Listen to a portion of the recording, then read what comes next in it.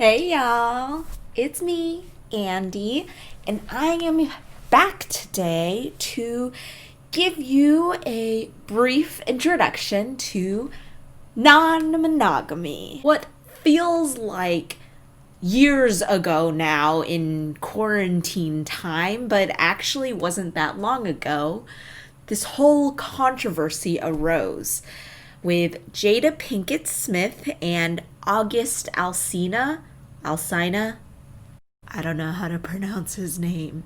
August came out to say that he had an affair with Jada. Later, Jada would go on to characterize whatever connection it is that they had as an entanglement. And then I got into an entanglement with August. Twitter took this word and ran with it, as they do with anything meme-like. People were using the word entanglement to poke fun at men who would make excuses or try to sugarcoat cheating. But I'm here to tell you, Jada did not cheat. Her entanglement with August was no affair.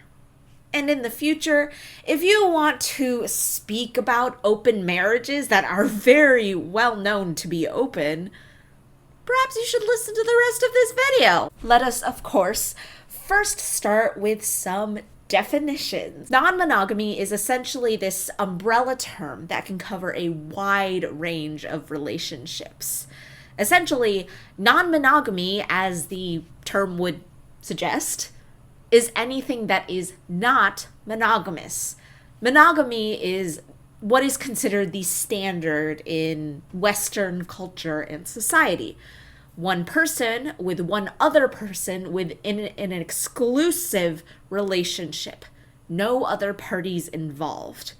One of the easiest ways to think about monogamy is, of course, marriage, the institution of marriage between two individuals where you're committing to be faithful to each other, and ideally it's supposed to last for the rest of your life until death do you part. Non-monogamy is anything that does not abide by this one-to-one exclusive idea of a relationship.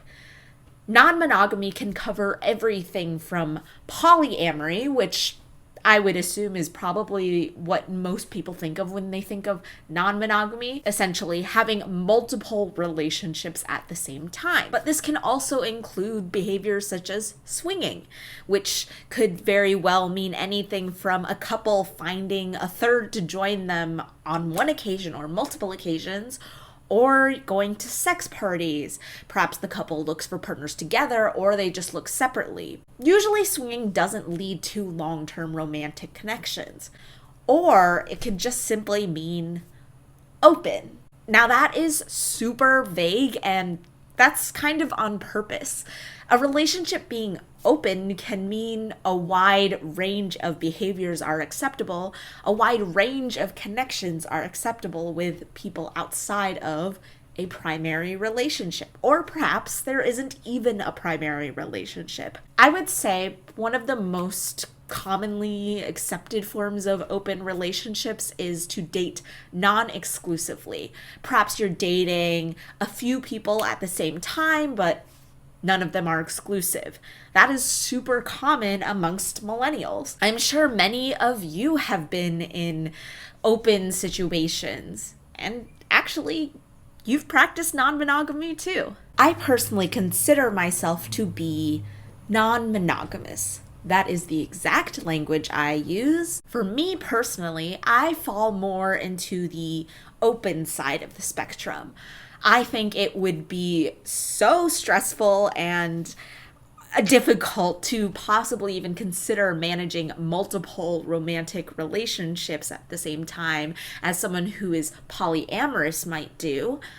But when I am dating, what I'm looking for is someone who I can be committed to and enjoy a physical and emotional connection with, while allowing both of us within this relationship to still flirt, hook up, and enjoy other people's company.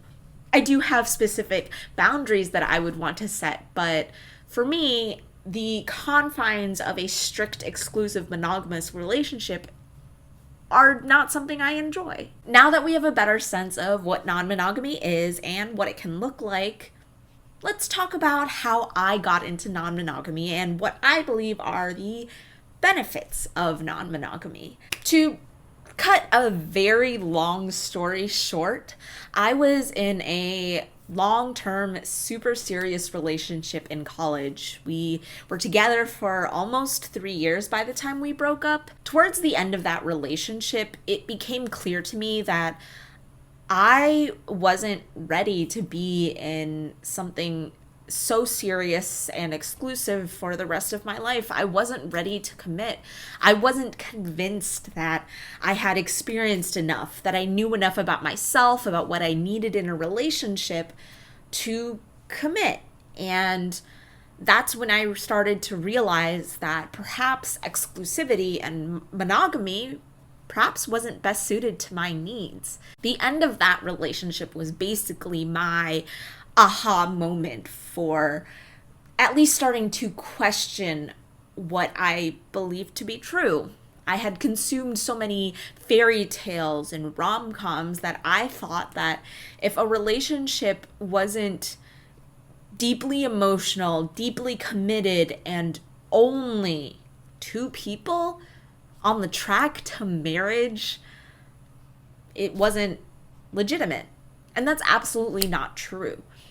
Since becoming non-monogamous, I've found it incredibly fulfilling, and I've actually found that it has taught me a lot of good habits in healthy relationships. It has taught me about my own boundaries and about what I need out of a relationship. There's this common misconception that people who are non-monogamous or poly are actually just big ol' sluts who don't want to admit that they have commitment issues. And that's not always true. Even though there are some people, mostly straight white dudes, who like to abuse the term non-monogamy or polyamory as justification for refusing to commit or respect women or their partners, I would say that really has not been my experience. I think that polyamory and non-monogamy is stigmatized enough that a lot of people don't want to claim that label. So I find it is rarely abused, luckily. Instead, I would contend that being non-monogamous and wanting to be successful at non-monogamy, that is to say, having healthy, fulfilling relationships and connections with people, actually requires us to be better at communicating, at setting boundaries, and at trusting your partner. Another appeal of non-monogamy, for me at least, was that when you let go of monogamy as being the idealized form of relationship, this allows you to recognize that it's kind of unrealistic to expect that you can get everything you need out of a relationship from just one person. To find someone who you have a deep emotional connection with, a romantic connection with, and sexual chemistry is already difficult enough, but the odds that you would also be able to find in that person similar hobbies, similar interests, and passions, well, I'm sure it happens. My point is that I think a lot of younger people are very aware of this trope where the dudes hate their nagging wives and the wives are in unfulfilled marriages, and we don't have to live like that anymore. A lot of people in monogamous relationships will find supplemental support through their friendships and other platonic relationships. For me, as someone who's non-monogamous, I just acknowledge that I can't get everything out of my partner, even sexually. I believe that being non-monogamous actually helps to strengthen the primary relationship because there's not as much pressure. We're not fighting over situations where perhaps one of us is stressed and is unable to show up for the other person in the way that we normally would. We can find support, attention, and physical affection in other places. And I think that's great. One other thing I really appreciate about now being non-monogamous is that it has allowed me to have a more fluid understanding of relationships and of my connections with other people. One of the most fulfilling experiences that I've had since becoming non-monogamous is I dated someone non-exclusively for basically half a year. We never had any intention of moving towards anything better. We never wanted to be in an exclusive relationship. And as a result, I felt like I could communicate my needs better than I had in any other prior relationship.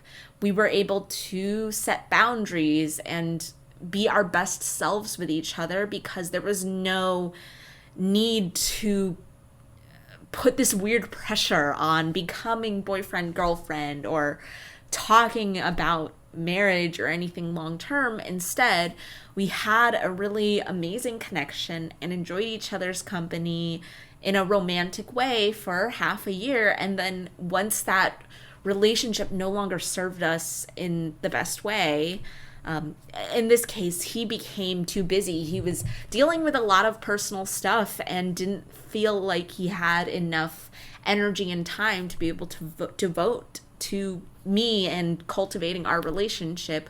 And so now we're just platonic friends, and that's fine. Because we never put a label on it per se, or had these expectations that we were going to be together forever, we didn't have to lie to each other. We didn't have to put up pretenses.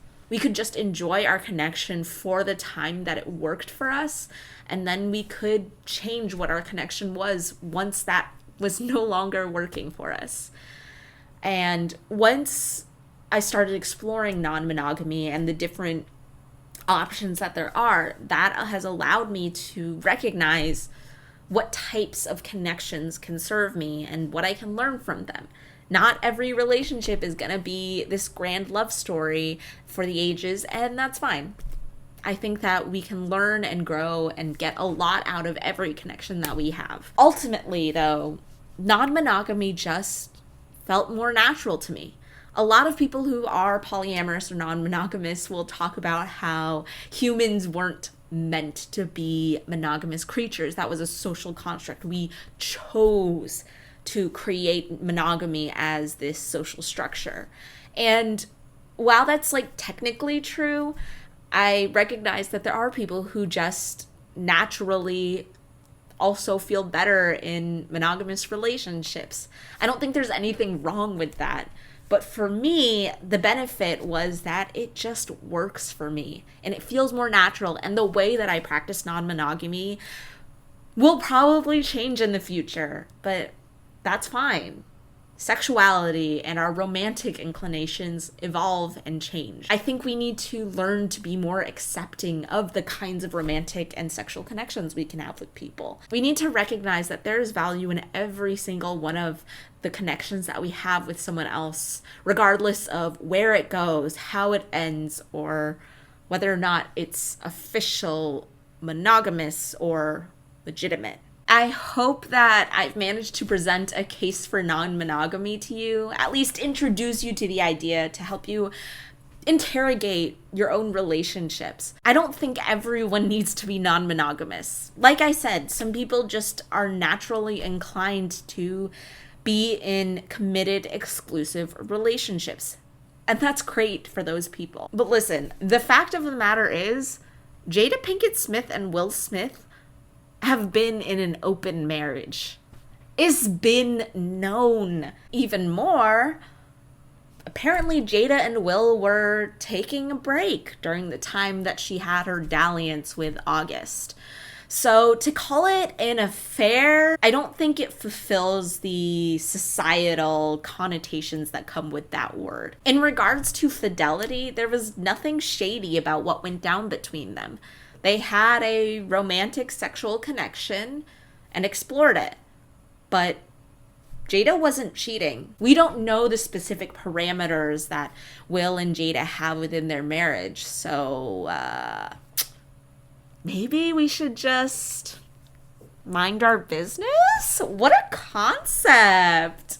Either way, I hope you've learned a little something today. If you're curious and want to learn more about non-monogamy, I would highly, highly suggest you check out this book. It's The Ethical Slut by Janet W. Hardy and Dossie Easton. I read this book right after I graduated college. Well, I started it. It took me over a year to finish it. But it has truly helped me learn so much about myself, about what I want out of relationships. And I think it has a lot of really great wisdom in there, even for people who aren't non-monogamous. They talk a lot about jealousy, trust, respect, all things that every relationship could benefit from. So I guess that's all, folks. I wanted to get this off my chest. I'm very passionate about this, as you can tell. Choo Choo and I say good night. Thanks for watching. Bye.